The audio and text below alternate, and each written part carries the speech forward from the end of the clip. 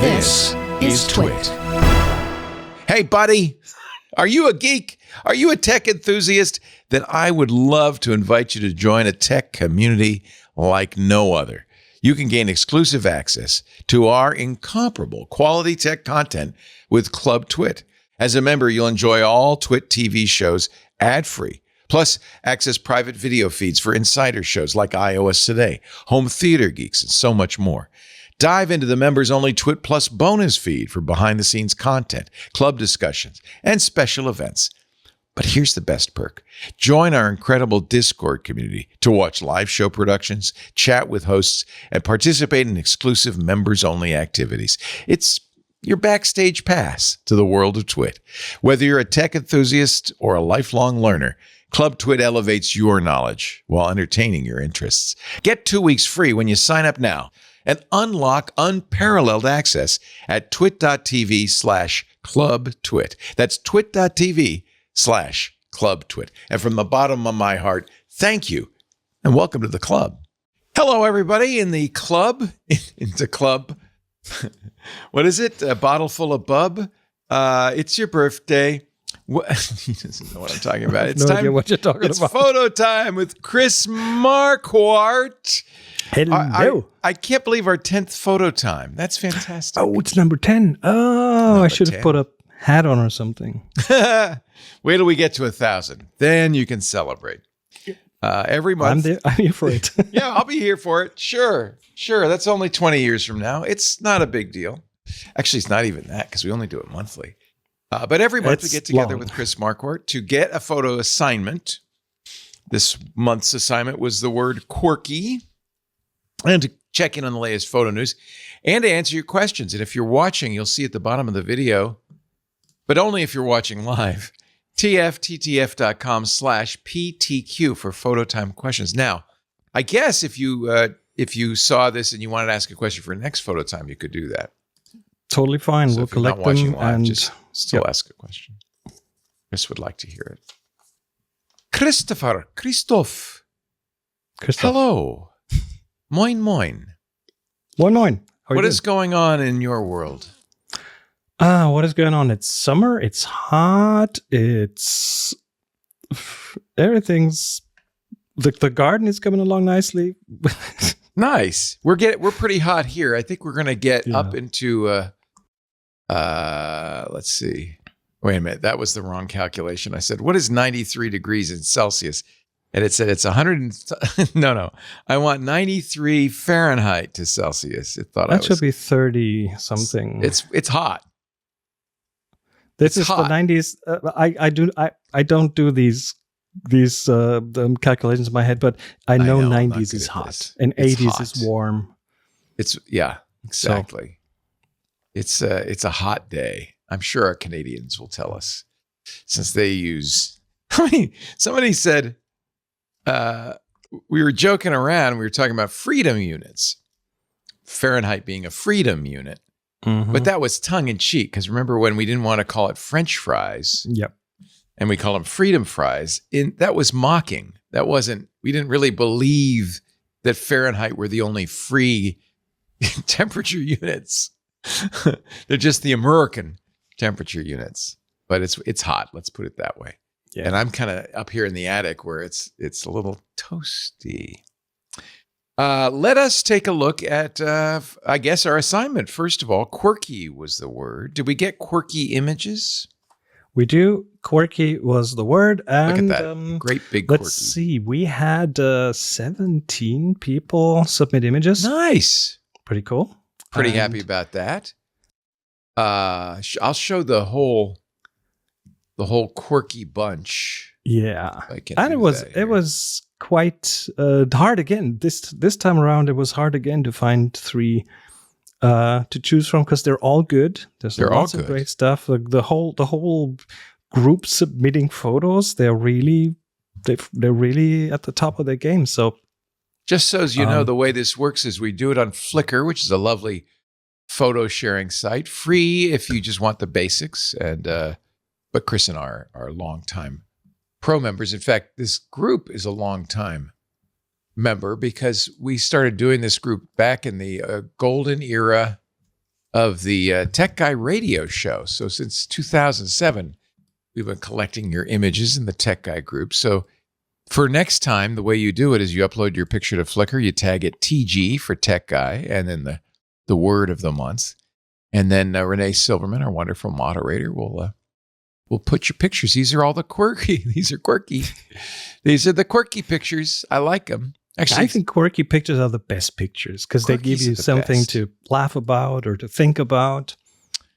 But you like to kind of narrow it down to just a few to take a look. So where do we begin? So the first one I chose is by Greg Bilton, the Italian club regular. Job. Okay. And what we're looking at is a Mini Cooper that's a quirky Mini Cooper because it, of course, has this connotation with on it.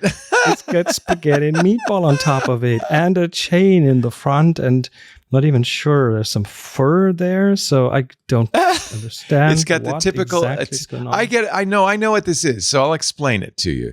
So the red and white checked tablecloth is typical of certain kinds of Italian restaurants. Of course, spaghetti and meatballs on the top, and Italian fellas are often known for having wide open shirts with hairy chests and a chain dangling. Although really to get it just right, you might want a little red horn dangling from that chain right there. But Greg, I think you pretty much nailed it on this one. So that is full of all the stereotypes, all of them pretty much. And it's a well-shot photograph. We're looking at I guess it's from a race or something. I'm not even sure if the car's standing there. It looks like it's standing there. Otherwise, you'd see it's in the rain. Otherwise, you'd see like water splashing. So it's probably not driving. Telephoto lens, nice colors, nice exposure. It's a good job. Yeah, it's good. A good it's Italian definitely job. Quirky. Well done. And of course, the title comes from the movie The Italian Job, which featured a bunch of Mini Coopers in a heist. So it's like there's so many plays on words in this one. It's good.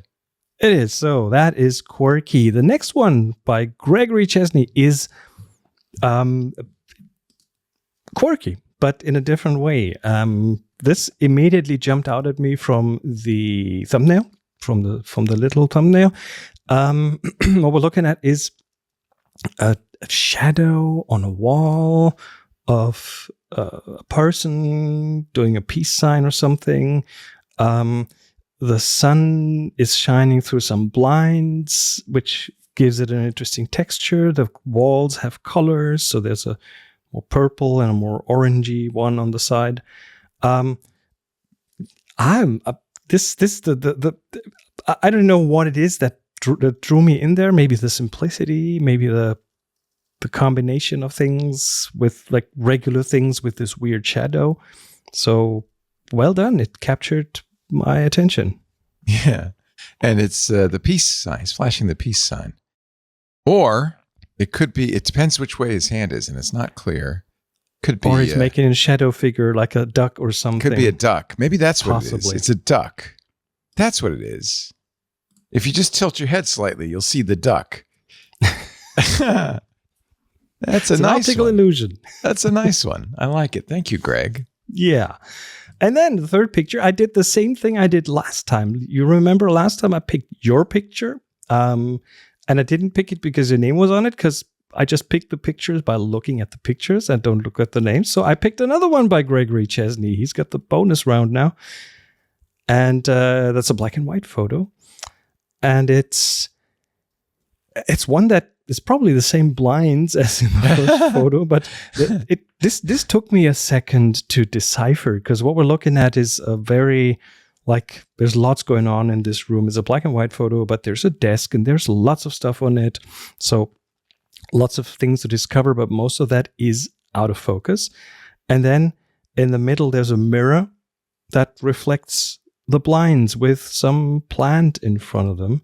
So you'll see the shadow of that plant on there. And yeah, it completely threw me initially, because you know how we humans are pattern recognizers. We look for patterns. And the pattern I saw was some sort of an AC unit because of the blinds.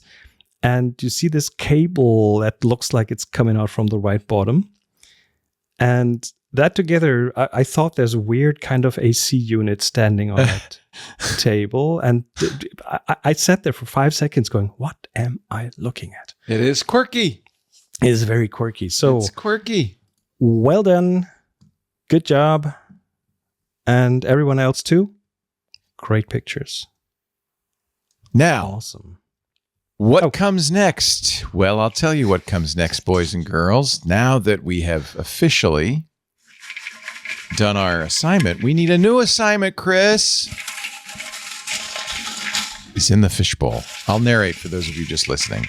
Yeah, that crunching sound sound of a fishbowl is a bunch of words in a fishbowl. And now, ta-ta-ta! Oh, I like this one. Classic. Classic. Okay. Here we go. Classic. What could that mean? Well, that's up to you to decide because we don't tell you. The way this works, you got to be on Flickr, FLICKR.com. Create a free account. If you don't want to pay, that's fine. Upload. You can do as many as one a week for the next 4 weeks. We haven't set the date yet. I always forget to do that before the show, but we'll set a date roughly 4 weeks from now. Sometime in August. And we'll put it on the Flickr site. The date will be there. Yeah. Renee puts it up, so it's very, or actually you do, I think. But anyway. We all do. You will have at least 4 opportunities to post a classic photo. Do, incidentally, tag it. So when you upload it to Flickr, one of the prime things Flickr does is tags to kind of categorize stuff. So tag it, if you will, TG Classic, all one word, doesn't matter, upper or lowercase. TG Classic for Tech Guy Classic. Renee Silverman will accept your photo, welcome you into the group if you're not already a member of the Tech Guy group, and we shall see if Chesney gets 2 again next time. Or maybe Leo Laporte will sneak in. I had to wait a month before I tried that technique, since you probably would remember that suggestion. Again, I don't really look at the names, so I should probably do that to make sure everyone has a chance. Yeah. Okay. All right. Okie dokie. Let's talk photography news, because I love this part of the show. Can I just throw one in? Because sure. I was really excited when I saw this, and I thought, I'd like to show Chris these. This is the competition for the. Let me see if I can get the astronomer photography. The best photography, the best astronomy photography. The shortlist for the Astronomy Photographer of the Year competition. There, that's the name. That's These are your nominees. Oh, look at that. Whoa. This is actually from Jason Kotke. This is a 500,000 kilometer high, that's at the bottom there, solar prominence eruption by Peng Fei Zhou. That's quite sizable if you know how big the sun is. That is amazingly big and hard to do because the sun's so bright, right? Well, you have very strong ND filters to bring it down, to not kill your sensor and to get some detail there. So you'll see these cameras with big, but sometimes they're made from foil, but sometimes they're also made from glass. I wonder really strong if it also sunglasses, pretty much. It might be a stitch, because I've seen a lot of these sun photos, maybe even from Peng Fei Zhou, which are kind of gigapixel style, multiple photos. The thing is, you also I believe, you also have to take multiple exposures if you want the eruptions and the sun both on the same picture, because they are not the same brightness. So right. But that's a lot of astro photos need to be combined. Yep. Gerald Rubin and Michael Yeager, I suspect these are astronomers. Close up of a comet. Look at the tail of that. That is cool. Again, these are technically very, very difficult. Obviously, a telescope involved in this, I would guess. Probably, yeah. Yeah. Mm-hmm. And then electric threads of lightning in the Spaghetti Nebula by Xiao Yu Zhang. It's just so much work to get these right. You never take a picture like that with just one shot. You have multiple filters and you stack a lot of photos, as in like you take shorter photos and then add them together with specialized software, and then you translate some of the colors you filtered out into like false colors, but you kind of bring them into a visible range if they are more on the UV side or something. So there's so much work in that, and it's so good. Very pretty. And finally, Dragon Tree Trails. This is from the Earth, Benjamin Barakat. That's beautiful.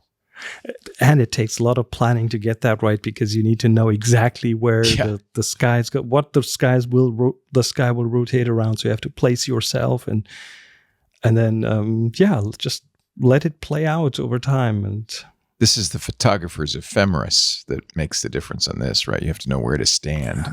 It's one of many apps. There's another one that I kind of like. It's Photo Pills, as in pills. Photo Pills is another one I like. So what are these stars that are rotating? Yeah, they're pretty much stars. Yeah. Wow, is that gorgeous? And if you wait long enough, you'll get star trails. And to get a star going all the way around like that, you have to do it dusk to dawn, I would think, right? I think so. I'm not sure how authentic that is. Maybe there's a bit of a composite of multiple things there, but beautiful. Still, that's what you would see if you had a 24-hour, but not necessarily 24 hours, but quite a long exposure for that. This is the ZWO Astronomy Photographer of the Year shortlist. And there's some others in there too, if you want to see more. I notice a lot of them are Chinese. Boy, this is just gorgeous. Look at that. Gateway to the galaxy. And there's some more information. Yeah, it's 20 stacked photos in this sun picture. Stacked data sets. I don't even know if that's a photo, a data set. Probably more than just the photos. I don't know what that is. So some really nice ones there. Thanks to Jason Kottke for bringing it to my attention. Wait, scroll back. Is there technical information on the dragon tree? A solitary dragon tree stands tall in the heart of Socotra's dragon blood tree forest, an otherworldly landscape unlike anywhere on Earth. The final image, 300 individual exposures. You nailed it, Chris. And also what you need to do is you'll need to take all the satellites out, and there's a lot of them in the sky right now. All the Starlinks up there. You got to get those stupid things out. I shouldn't call them stupid, because if the internet goes down, that's what I'm going to be using. So very nice stuff. Anyway, I thought I'd run that one by you because I just was so impressed by it. That's a perfect segue into our first news topic. It's from the Royal Museums at Greenwich, the Greenwich Observatory. Yes. Yes. So, what else is in the news, Mr. Marquardt? Well, first item on the list is along the same lines. It's about photography of stars, but of a different size. What we're talking about. It's a video tip I brought it's Chris Nichols of Petapixel, who visits the Vera Rubin Observatory, which hosts the LSST camera, which I think we talked about that camera a while ago. It's the largest camera in the world. It's 3 tons. It has 3.2 gigapixels. That's 3,200 megapixels. Look at the size of that. We're starting to see the first images from it, right? Yes, exactly. And this camera has 189 individual CCD sensors reading out the entire thing. Like it takes 3.2 gigapixels, but in one shot. Takes 2 seconds to read it out, and that camera captures the southern night sky every 3 nights. So what they do is they create pretty much a night sky movie. Interesting. They take all these individual pictures and put them together to find moving objects, in asteroids and things, which are typically not as easy to spot. But if you have the every 3 nights exposure of the entire night sky, then oh my God, you find these things. And in the first few days or week or something, they already identified like 2,100 new asteroids. They are bringing so much new information. Those smears are galaxies, kids. Yeah. What? There was one image I saw from this that made me think. You know what? If you could see them, there's a lot of the sky is filled with stars. Most of them are too dim to see. Yes, and Chris Nichols gets to see that, like, he's there when they take the first pictures with the new camera. Nice. And I mean, the whole thing is a technological marvel. The whole 3-ton camera in its cage sits on an oil film, and you could you could push it. You could move it around. It's that smooth, and that's a very, very highly advanced piece of technology in the Chilean desert. I mean, I wish we could get this into space, but I guess they're able to get, despite the atmosphere in between. Now, they do have a lot of live correction in there. Yeah, we're looking at mirrors that are then actuated in different areas. So the mirror bends in areas to counter the atmosphere. So they have a lot of extra computational work on this. And out where it is, there is not that much atmosphere. It's pretty high up. There's I think it's one of the darkest places. That's why it's up there, right? Yeah. Yes. So kudos to Petapixel, which is absolutely the greatest photography site. I just love it. And Chris, well done on this video. You'll find it on YouTube. I presume it's on the Petapixel. Yeah, it is on the Petapixel. Oh, definitely in the channel. Yes. Yeah. Really, really. I don't know why this got so small. Expand. Thank you. Really nice. Really, really nice. This is a great site. So I want to give them credit as we're stealing some of their video, but everybody should go to @Petapixel on YouTube. Absolutely. Like photography. Yeah. Absolutely. Yeah. So next piece of news is one that caught my attention, and it's a science type of thing. Have you heard of perovskites? No, what are perovskite? What is a perovskite? So, if you look at a camera sensor, it's traditionally made from silicon. So it's a proven material. We know how to handle it. Solar arrays are also made from silicon for power generation, but they have like an efficiency that ends up at about 29%. And in order to add that, they have used perovskites. To add to that, they've used perovskites to coat silicon solar arrays and add additional capture so they can get beyond 30%. I have heard of this. This is the new technology for solar panels. So what they wear out fast, right? That's one of the problems, right? They're still working on that, but with high pressure. But the interesting thing about perovskites is that they can tune that material and they can tune its transparency. So you could make it transparent, as in let light from all the wavelengths through that we can see, but have it capture electricity from the UV and from the infrared spectrum. So that's why it's good for solar panels, but it could be good for photography too, right? And that's the interesting thing. A lab in Switzerland has played with the idea of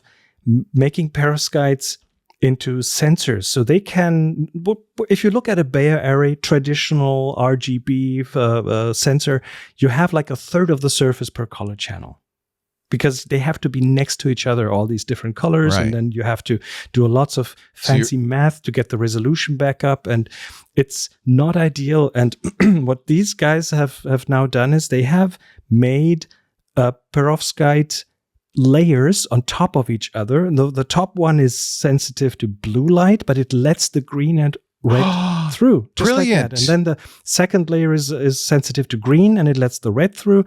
And then the third layer is sensitive to red. So all these different layers are get what they need to. We have a technology called Foveon. The Foveon sensor tries to do this with silicon. This was going to be the next big thing, and it never took off, did it? The problem with Foveon is that you have a lot of loss of light through the layers. And perovskite solves that. So you get high resolution, you get good color accuracy. They have built 2 prototypes in the lab. We're talking 100 pixels or something very small, but they have now a proof of concept that it works. And they're now working on solving the issues of longevity. It's sensitive to oxygen, it's sensitive to humidity.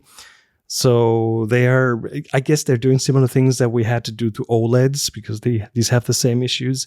So you need to encapsulate them somehow to make sure that they live longer.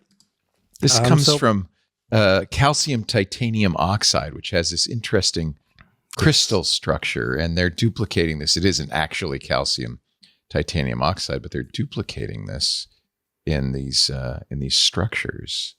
ABX3.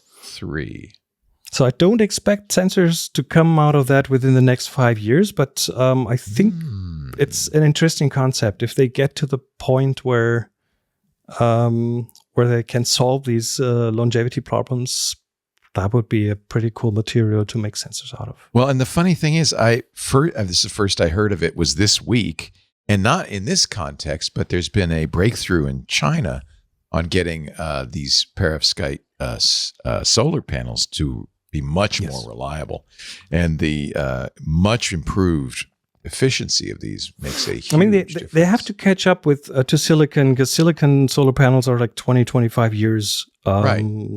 And these, I think, they falter after a few months at the size of solar panels, but at the size of small sensors, I believe I read that they're already further along. So let's see where this goes. There's a lot of work being done, which is great. And now I see in Eco News, goodbye to perovskite solar panels. The future is kesterite. Well, there you go. Okay, kesterite. That image didn't look, that looks like an AI image. I don't really want that on my roof. Whatever the hell that is. That's all. Look at the weird angles. That's an AI photo. Come on. Silly. Kesterite, which is copper, zinc, selenium solar cells, they're new anyway, but they reached the theoretical limit of efficiency, which is not bad. Not bad. I don't know. You know what? There's so much money in this now. Well, it used to be until the United States changed its tune. But anyway, AI. In other countries. That's AI. That photo is AI. It doesn't look real, does it? It does not look real. I wonder if Eco News is real. You never know. You never know. Never heard of these them. Guys. I never heard of them. Okay. Okay, let's... Perovskite. Remember that, and look for a perovskite camera in your future. Yes. Possible. Let's just circle back briefly onto the thing that we talked about last time, the lawsuit by Getty against Stability AI about training data and so on. They have, I think it's still ongoing, but the claim, the key copyright claims have been dropped. What? What exactly? That was weird, but looks like the lawyers dropped those claims. They saw maybe Judge Alsup's decision in the Anthropic case. Possibly, but they claim there was weak evidence and a lack of knowledgeable witnesses from Stability AI. So the main claims are dropped, but they have additional claims that they are still following. And this is in the UK. There's also a US lawsuit. So right. So it ain't over. It's getting complicated, and I'm not a legal expert, so reading that, I wonder where this will go. I don't really know, but it's moving. Knows. It's finally moving, but this looks like a point for AI at this point. Yeah. So we'll see. There are many points yet to be scored. We are not close to the second period, let alone far the from end it. of the but game. There's motion. There's some motion. There's some motion. And speaking of copyright, Denmark. I think I want to move to Denmark. Denmark is planning to give people the copyright over their own faces and voices. That's the Danish government trying to fight deepfakes. So they are planning, and that's the official government position. They're planning to amend their copyright laws to give individuals ownership rights over their own body, facial features, and voice, which would then allow people to not just request removal of AI-generated content that uses their likeness, but also seek compensation. Ooh, yeah, that was my thought. Interesting. And the Danish culture minister, he said that platforms that don't follow the new rules would be heavily fined, and the issue might be brought to the European Commission. And he also plans to share the approach with other EU countries, and in the hope to have other nations adopt similar laws. So let's see where that goes. But I like that. I like a strengthening. Now the question is, how can this be enforced? How can we? How do you define if that likeness is like this likeness, right? Or if that voice is that voice? It's not necessarily easy to really like make this waterproof. In the U.S., there is already some protection called the right to publicity, which comes from a kind of a weird lawsuit of Pat Boone got sued.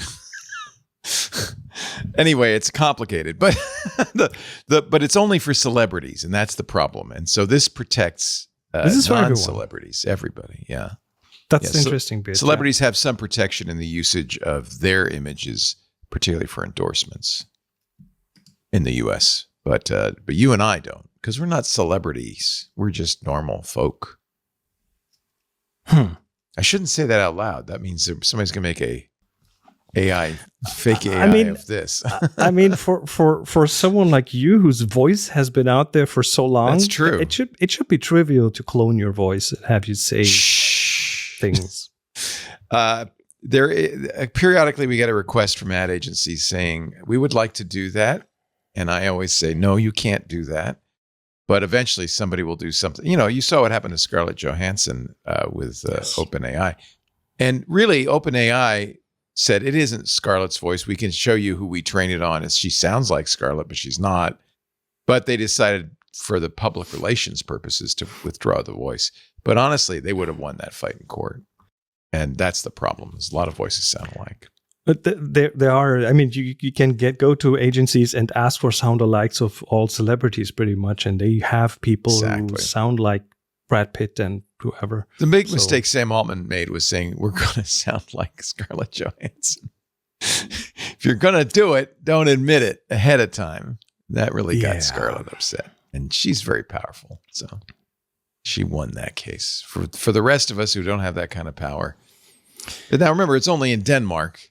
So, yeah. But what do you think? How long will it take until you can just press a button and have a podcast episode pop out? Oh, you can already. That's easy. I mean, with the content being really like you and. Well, I think Notebook LM will give you that. We'll start with that, and there are 11 labs and others can duplicate my voice pretty much spot on.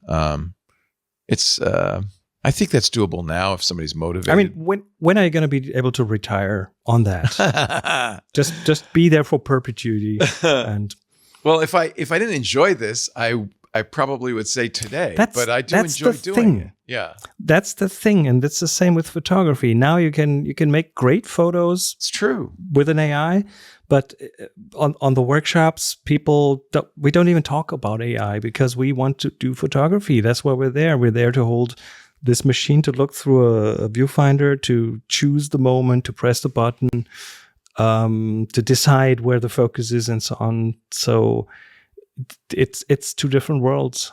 One of the things I see a lot on the Reddit photography subreddits are people saying, for instance, I got this portfolio for a photographer we're trying to hire, and we found this image in it, and it sure looks like AI. Is this AI?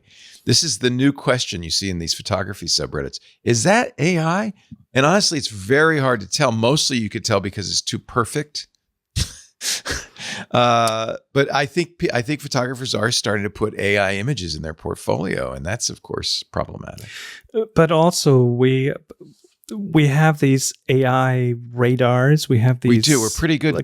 But how long will that work? The question is, are these good? Because more and more I see people questioning real photos as AI. They go, this is not real. This is not real. So there's a lot of confusion, and trust is getting lost, and that's in general not a good thing. Yeah. I guess.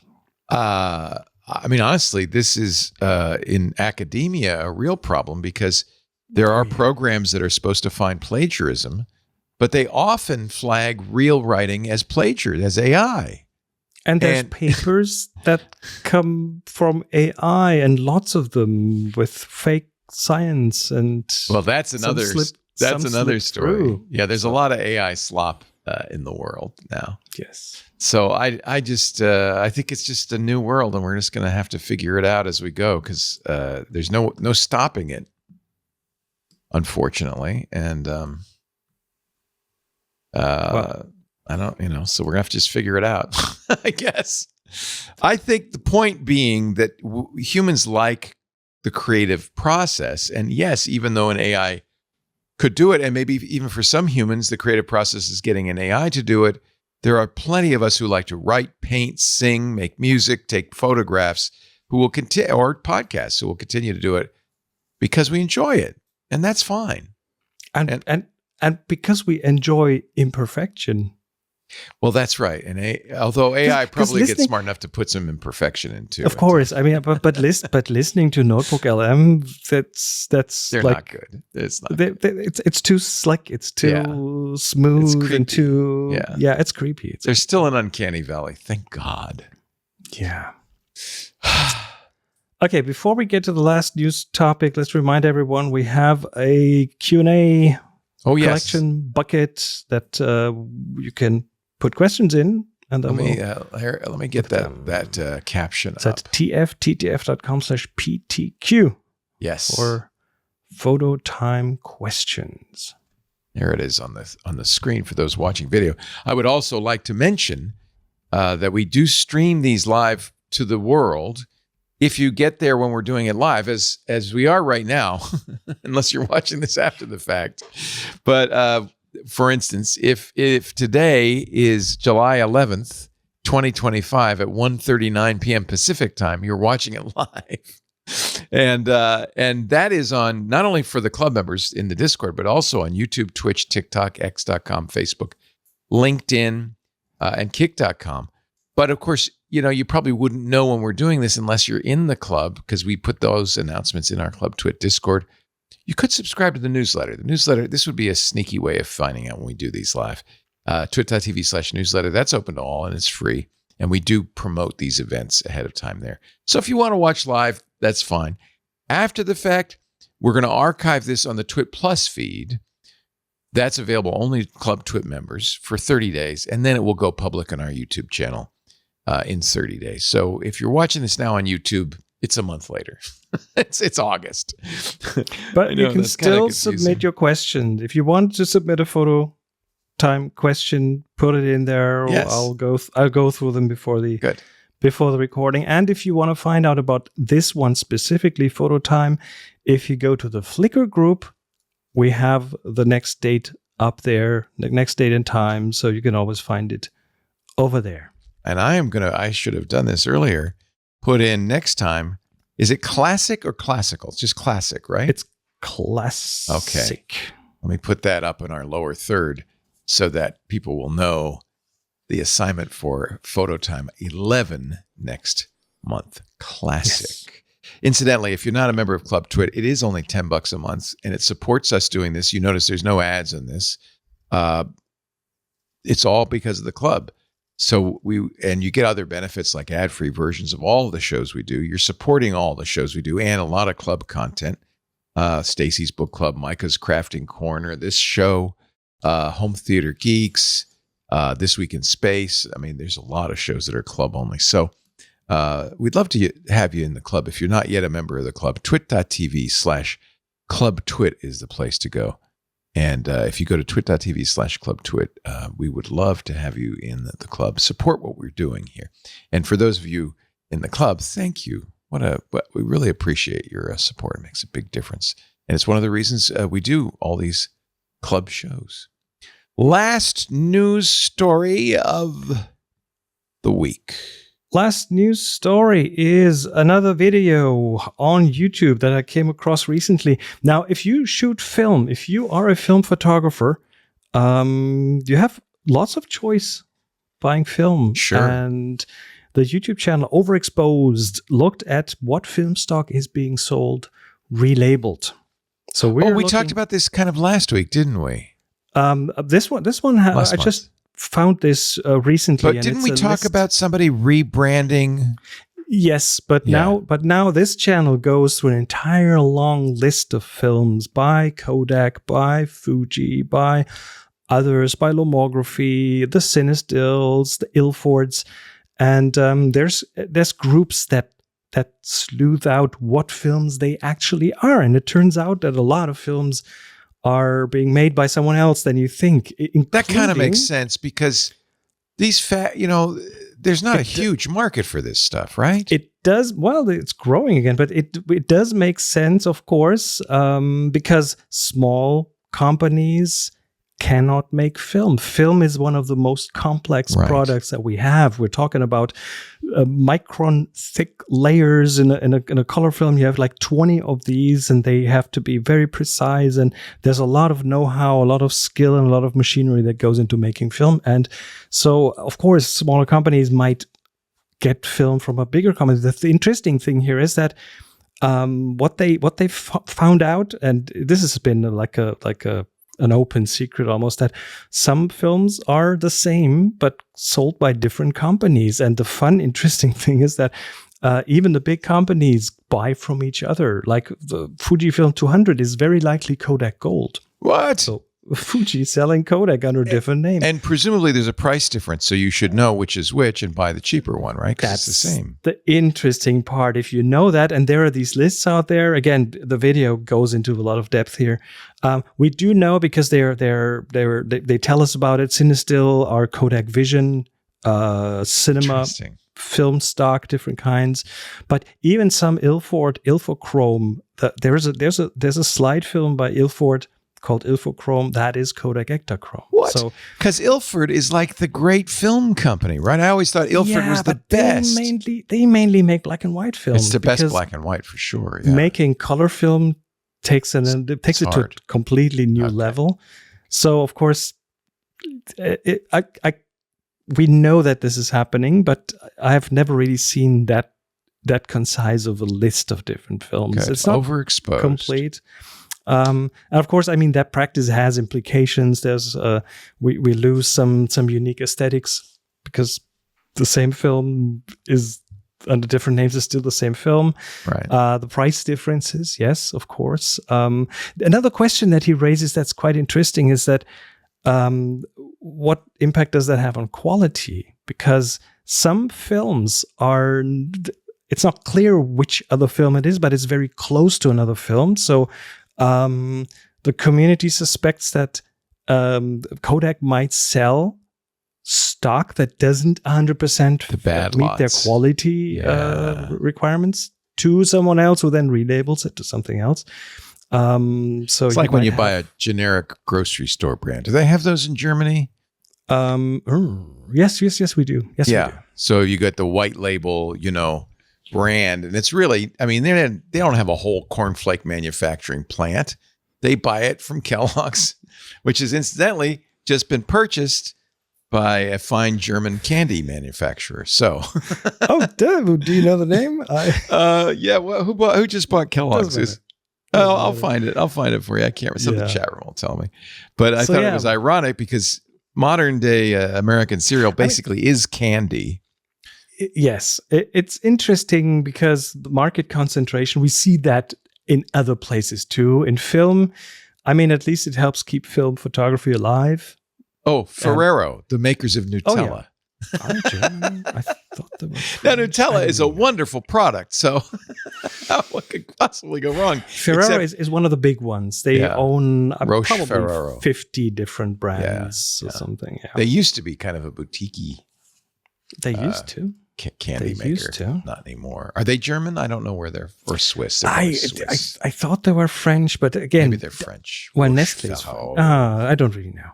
No one knows. They're all Swiss? super national now. A Ferrero acquisition of Kellogg's. Yeah. Oh, it's Italian. Italian of course, Ferrero. Ferrero. They snapped up Nestle's U.S. candy business, Halo top owner Wells Enterprises. So they actually own, everybody. They own Dr. Pepper Tic Tacs. Is that a brand? Dr. Pepper Tic Tacs? Only in America. I'm sure you can't get those.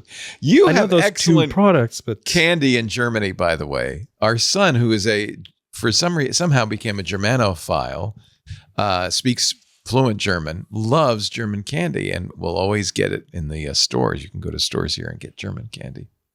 Yeah. The Kinder something. The Kinder eggs and Kinder eggs. There's like 10 different things they make now. Yeah. Mm-hmm. Grew up with that. Yeah. Yep. Nutella is the big company version of a hazelnut spread that others probably prefer. Justin's is better than Nutella, says Anthony. Honestly, there are other hazelnut spreads that I prefer to Nutella. Yes, but I'm sure Germany has many choices.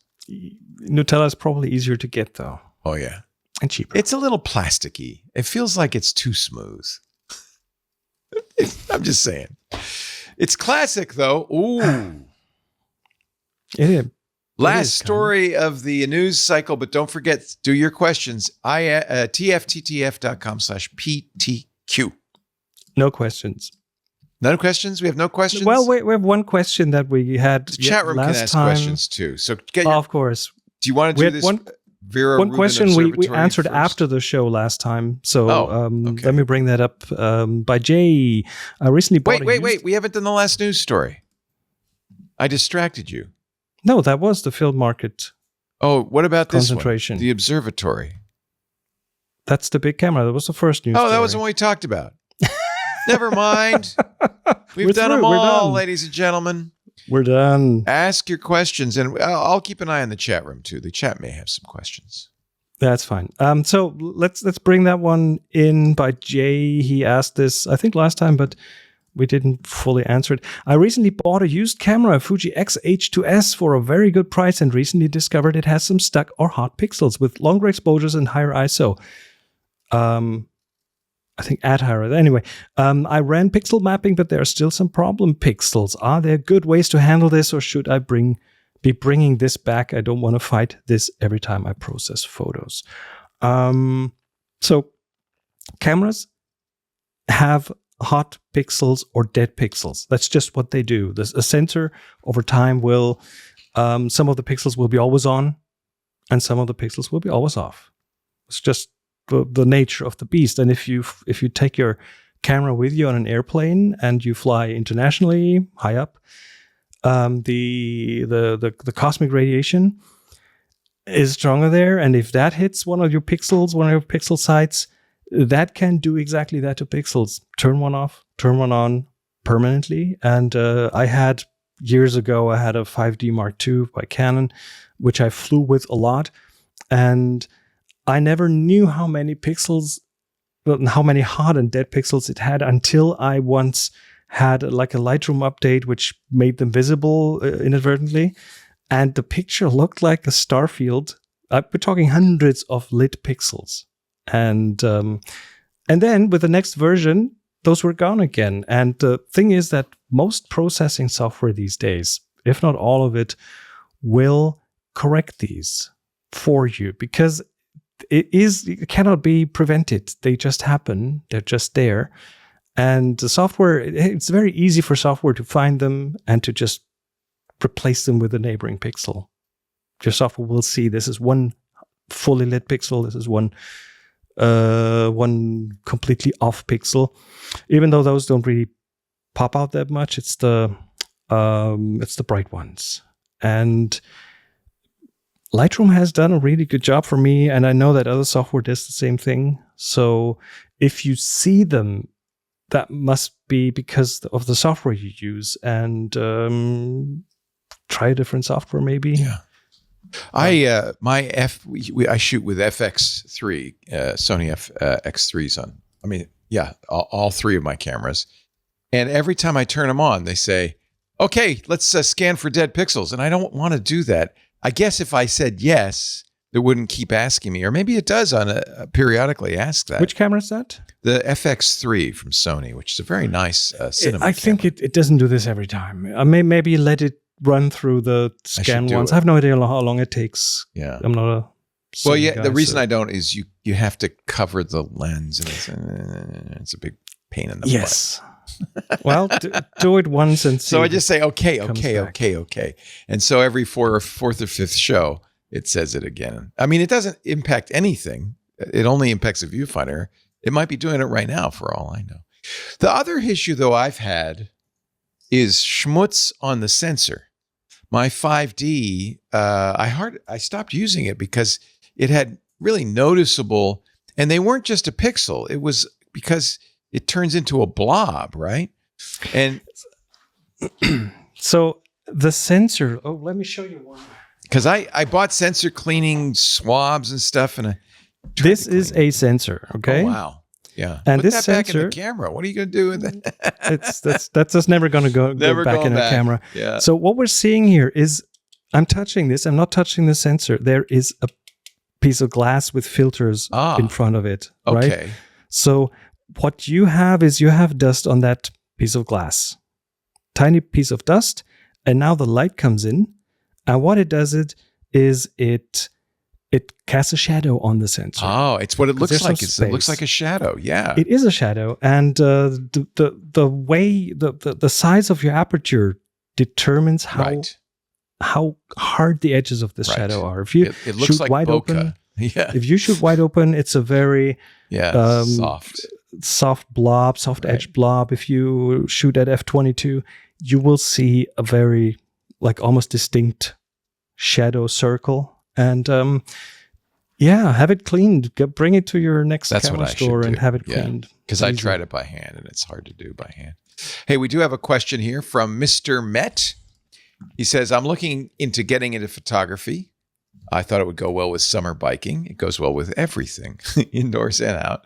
I went to B&H. He lives in the city, in New York City. So there's a very nice camera store that he can go into. I've used B&H online, but he can actually go in.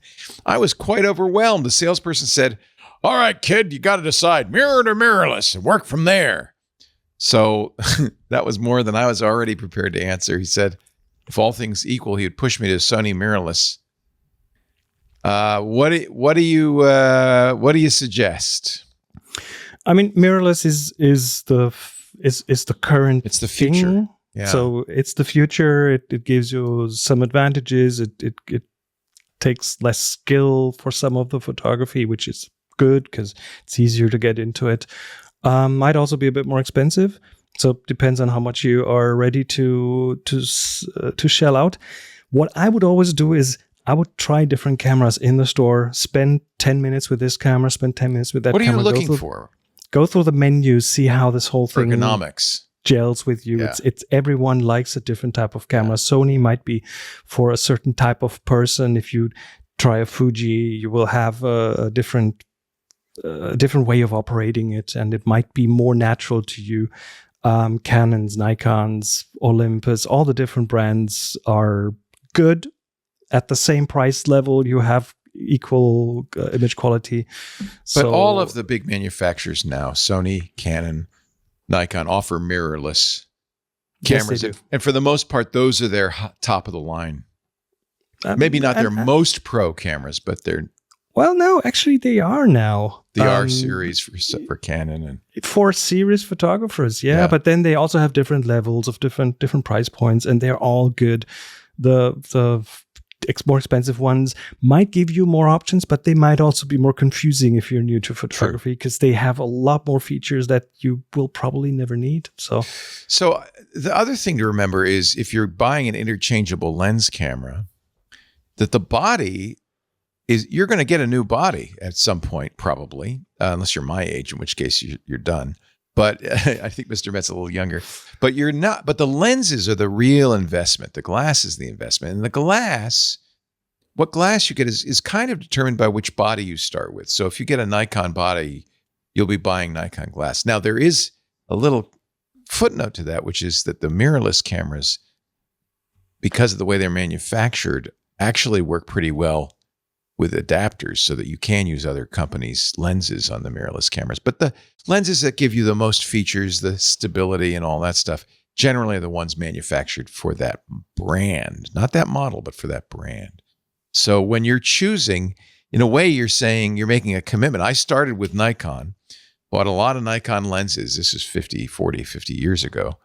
Then moved to Canon, bought a lot of Canon lenses. This was 20 years ago. And now I'm a Leica guy. And at each stage, you're kind of saying, okay, I'm going to sell all those lenses and I'm moving to a new system. It's like battery-powered tools, right? If yes. you are on Makita, you'll stay on Makita, right? Yeah, that's because you get the batteries. The same thing, yeah. So I think the salesman actually did not steer you wrong with Sony. Sony is an amazing platform. They are absolutely state-of-the-art. In fact, they make the sensors for a lot of these other cameras. So you can't really go wrong with the Sony Alpha cameras. I think they're excellent. But it does depend on your price point and you know what you're looking to do. If you just want a little light camera you can carry with you as you bicycle, what would you recommend for that? Maybe a fixed lens camera. Yeah, you don't need a bunch of lenses. You're not going to carry them around. You're just going to use whatever's on the camera. But again, I think it's really important to try different brands and see which one works with you, because I've met people who went for a brand on a recommendation and then they found doesn't work with. That's true. The ergonomics vary quite a bit. Yes. You're going to feel the grip. Also, the philosophy. A Sony camera, if you're a bit more, I'd say a bit more nerdy, then a Sony camera technical. Might be very, very good for you because they tend to be a bit technical. If you're Fuji film cameras will do a different thing. So we have a different. They have different philosophies on how to use them, how to operate them, and how much they support you in your photography. If you're loaded, and then go for the price is no red dot. Yeah, you're gonna get this camera. Oh, it doesn't even have the red dot on it. No, I taped it over so nobody would know. This is a Leica. Now, this is a fixed lens, right? So this comes with a lens. You can't take it off. But that's, as you're bicycling around, that's convenient. It's also smaller, as a result, lighter. It's not less expensive because it's got that red dot on it. But you probably could find a used, so the latest Leica point and shoot is a Q3, but this is a Q2, which I think is fine. And even a Q1 would be fine. And you might be able to find those used at a livable price. And the thing is, you're going to buy the camera and you're not going to buy lenses because you can't change the lenses. You're stuck with this lens. And for bicycling, I think I'm really trying to decide now, we're going to go on this Mississippi River trip for 3 weeks in September. And I'm really trying to decide, this is so easy to shoot. It gets such great images, this Leica Q2. It's just, a fixed semi-wide angle. It's a f 1.2, I think. No, I'm sorry, 1.7 28 millimeter lens. So that's, it's decent low light. It's a little wide. Or do I bring the very fancy, very expensive, very hard to use like a rangefinder? And I'm kind of leaning in the direction of Leica Q. Because it's for quick shooting on a trip, might be all I need. If money is no object, that might be a good choice. Yeah, it is very expensive. But again, try it out. Go to a Leica store, try it out. And I agree with you, Brett Jones, in our YouTube channel, saying for a cyclist, I'd recommend an Olympus TG camera. And I've got one of these, and I've recommended them. They're rugged, so they're waterproof, they're dustproof. They get pretty decent pictures. They have a built-in zoom. So it's very flexible. I agree with you, Brett. That's a good and not expensive camera for just snapshots. And maybe that's the place to start to see if this is really the hobby for you, right? Yeah. Should he? Okay, now that we're talking overwhelm, the next thing you have to decide is the size of the sensor. Oh, I don't think it's that important anymore. To be honest, no? If you go for Micro Four Thirds, then you have a set of lenses that suits that, and it's Lisa light loves her OM. She got the new OM. Yeah. which is not made by Olympus anymore. They sold the brand, but OM she loves it. Yeah. Yeah, OM Systems. The OM1, I think it is. She loves it. That's Micro Four Thirds. It's easy to. It's light. It's easy to carry. It gets excellent images. Sensor size becomes important if you've been shooting for 10 years. And you're going to blow them up to billboards. Yeah, but until then, I don't think it's a real important criterion. Great questions and great answers, everybody. Thank you. Yes. Always a pleasure. Harry's asking what I'm using for the live streaming, and that's Sony FX3, which is really overkill. Oh yeah, I'm live streaming using my 5D Mark IV. So also overkill. Total overkill. But if you're a photographer and you have that camera, why not? It's not being used for anything else while I'm streaming. So yeah, you take it off the tripod to go out in the field, right? Yeah. I honestly, to tell the truth, the most important thing is not the camera; it's the lighting. Lighting is, as in every kinds of photography, it's about writing with light. The lighting is key, and a good studio light setup will make a big difference no matter what camera you're using. Yep. Chris, I love you. It's so great to see you. Chris Marquardt, he's got the new trip, the Christmas market trip up on Discover the Top Floor. Website. It's on the website. It's on the website. So it's out there. You can go there and you can sign up. This is going to be in the Tesla, right? You're gonna drive around? An EV, whichever it will be, we'll see. But it's an electric vehicle. Will be in the Black Forest Christmas markets. I named it Timber Frames and Twinkling Lights, a Black Forest and Alsace Christmas. Look at that. So we'll be going there. Let me tell you, the Christmas markets in Germany. Link, then it'll come up. Unbelievable. It is just beautiful. We'll be in the Alsace, we'll be in the Black Forest. It's very charming there. Postcard perfect villages, classic half-timbered houses, twinkling lights. This is an 8-day trip. All the details are here that you would need to know. All the questions are answered. DiscoverTheTopFloor.com. Chris does a lot of other things and has some great books. Am I on the wrong site? Because I've got that's German. It's a bilingual site. It's bilingual. It's a temporary kind of thing right now, but it's the right one. Yeah, excellent. Yeah, his photo books are fantastic. Highly recommended. His workshops, his photo tours, and his coaching too. Don't forget.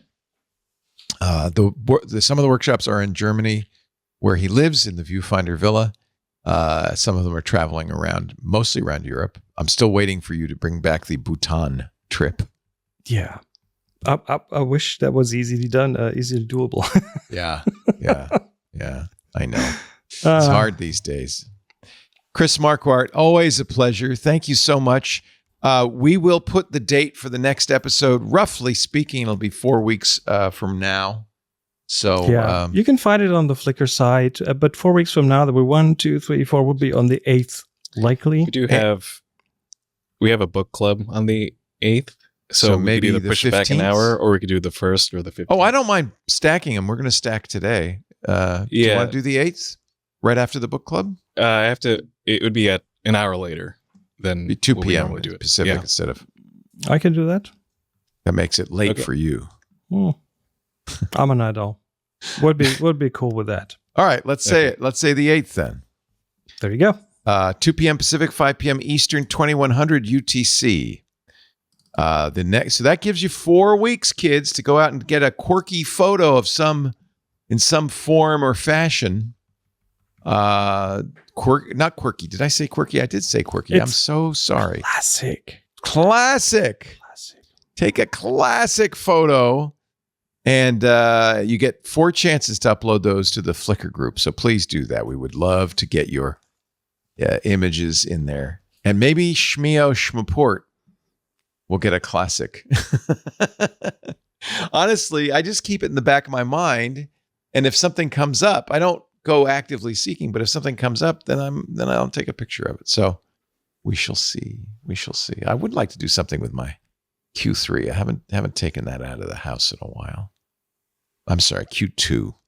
I don't have a Q3. Q2 is plenty for me. Thank you, Chris. Have a wonderful month. We'll see you next month. Thanks for having me. Thanks to all of our Club TWiT members for making this possible. We'll see you next time on Photo Time with Chris Marquardt. Don't forget, discoverthetopfloor.com.